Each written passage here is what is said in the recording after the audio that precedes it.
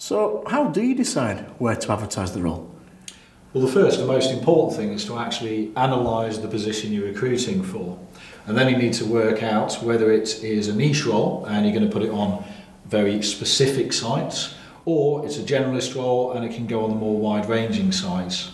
Just to give you an example, say you're looking for a developer, an IT developer, you go to generic specific IT sites such as CW Jobs or JobServe. Oh, I think I know what you mean there, because I was recruiting for a food company a couple of weeks ago and it was a national account role and we placed it in the grocer. So you mean that sort of thing? Exactly right. And you also need to decide whether you need to use multiple sites, so generic and niche, to make sure you get the best number of responses through. It's probably useful to point something out there though, as we've discussed in previous communications, that multiple sites are going to mean multiple applications. So as well as deciding where to advertise, you need to remember to put some time aside for the multiple job applications that you're going to get and make sure you can give them all enough time. Absolutely right, and it's very important you do acknowledge every application you do get and respond to them, let them know where they are in the process.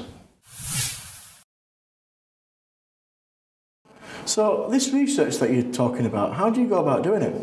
Well, to be honest, Mark, the simplest way is just to go on Google.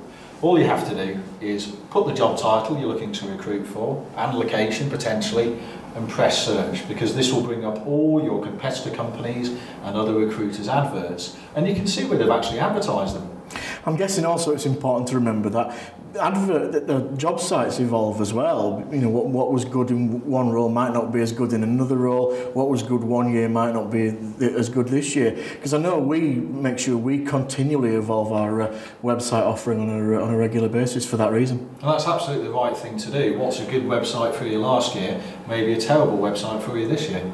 So I'm just guessing then the best way to do it is just to Google it. Absolutely.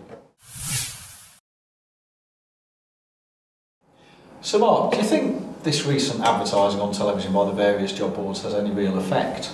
Yeah, it does, but it's quite a strange phenomenon really. It definitely affects the site itself. So a couple of years ago, for example, Monster did quite a lot of TV advertising and there was a definite spike in candidate and client usage of that site, but it also had a knock-on effect on other websites, so increasing the profile generally of website advertising. So now we're finding Total Jobs and JobSite are also advertising on television, and that's improving their profile or increasing their profile, but it's also increasing the online job market generally as well. Okay, that's fair enough. And I mean, one thing you do need to be aware of, that when these guys did do their advertising, the number of inappropriate applicants also went up as well. Definitely, a note of caution for sure.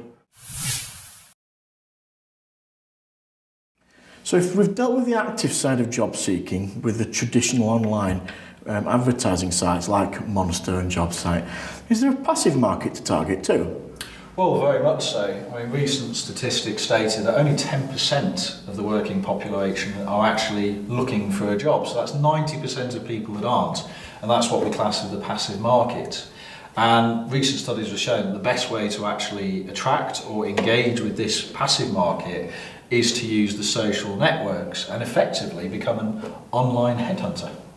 I'm guessing though that it's probably quite a time-consuming process to do that, because you've got to build up your network of contacts, you've then got to decide how to communicate with that network of contacts, and then you've got to be able to wait for that network of contacts to be able to respond back to you to say they're expressing some interest in the job that you're trying to attract them for. That's absolutely right. It can be seen as a very long-winded process.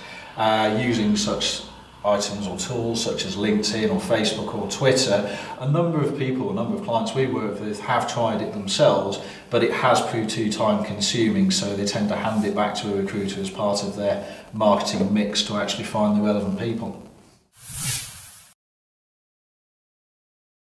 So Mark, I've heard a lot about these applicant tracking systems. How could that help us? They are a more recent phenomenon, undoubtedly. There also can be quite expensive and quite time-consuming to set up, but could pay for themselves in the long run. Very simply how they work is every single person that applies to any job you advertise registers their details on your applicant tracking system. In essence, it's a database of potential candidates for you. So next time you recruit for a role, instead of the job sites or the social media sector being your first port of call, you would go into this newly created database, try and find the candidate on there that matches the criteria for the role, and if you find them, they're obviously free. That does sound like it could save some time and money.